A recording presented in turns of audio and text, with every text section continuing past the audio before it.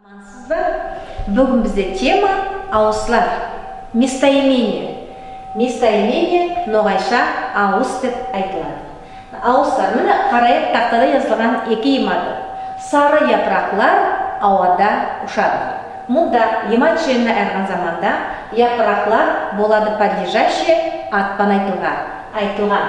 Егер біз айтсақ, олар сап-сары болып жерге түсөділер десек, ауыстырсақ, япырақлар деген сөзді олар деген сөзбен, бұл олар бізде ауыз, местоимение.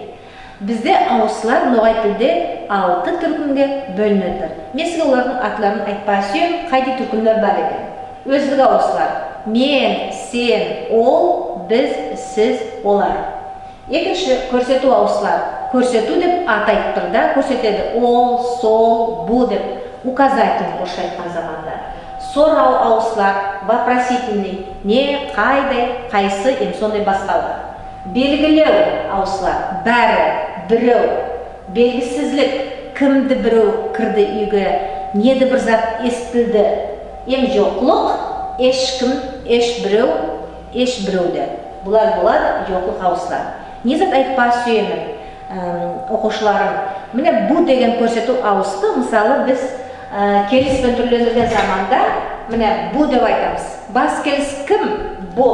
Енді қайтын келісте сорау кімнің?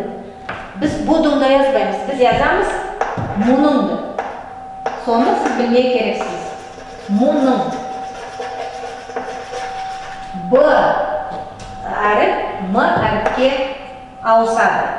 Кімге неге? Бұға. Тағы ерін қайтып келеді. Бұға. Түсін келіс кімді деді? Мұны.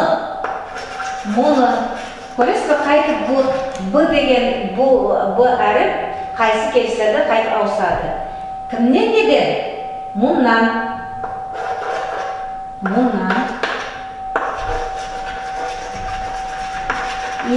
Орын келіс кімде еді? Мұнда. Біреулер бұндан деп жазады. Сонда яңыл себермес үшін меске көрсету бұ деген ауызды келіспен түрлендірдім. Сіз білмек керексіз. Местоимение ауызлар ноғай тілде 6 түркінге бөлінеді. Әрбірісінің өзінің сөздері бар. Мысалы, бірлік сан, көплік сан.